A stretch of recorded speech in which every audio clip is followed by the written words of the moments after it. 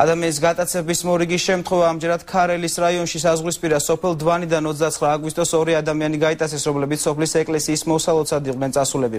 გატაცებულია 24 წლის ზურაბ მეკარიშვილი და 33 წლის ვასილ კობახიძე, რომელიც ტყვეობაში მეორედ იმყოფება.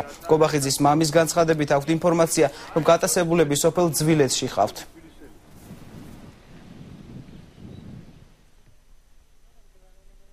სალოცავზე ავიდა ჩემი ზმა და იმის მერე აღარ გამოჩენილა, თან ერთი პიროვნება წაიყვანეს ჩემი ძმასთან ერთად და არ გამოჩენილა და მერე დარეკეს უშიშროებიდან, რომ ცხინვალში ყავთ 5 კაცი უკვე ყოლია დაჭერილი და გამოშვებული რა.